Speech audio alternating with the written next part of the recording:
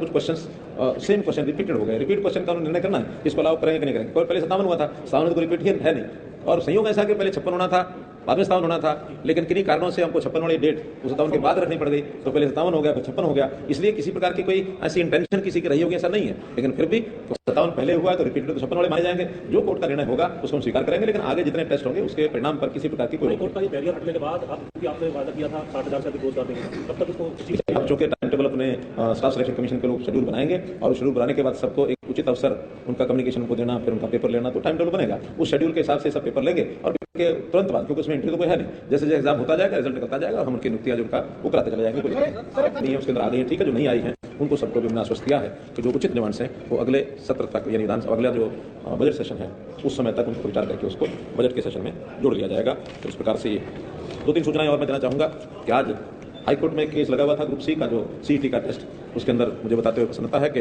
वो जो 56-57 वाला जो एक पेपर का प्रश्न, जो 2 पेपर थे उनको छोड़ करके आगे और परीक्षा लेने के लिए हाईकोर्ट ने परमिशन दे दी है। तो जो सेकंड एग्जाम बाकी जो पोस्टें हैं उनके लिए जो है स्टाफ सिलेक्शन कमीशन उस एग्जाम को करा सकता है। नहीं, 56-57 अभी नहीं निकला है।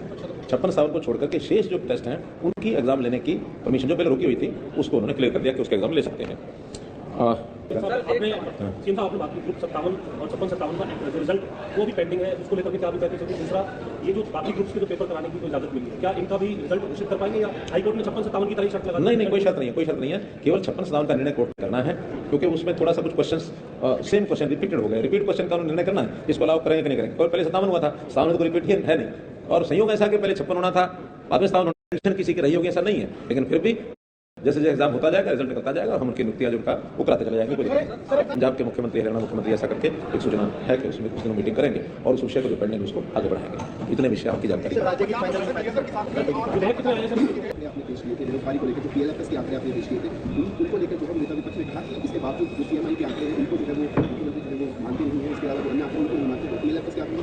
देखिए, पीएलएफएस क्योंकि भारत सरकार का एक प्लेटफॉर्म है, और कोई भारत सरकार का जो प्लेटफॉर्म है ये उनके समय में तो ये बल्कि था भी नहीं,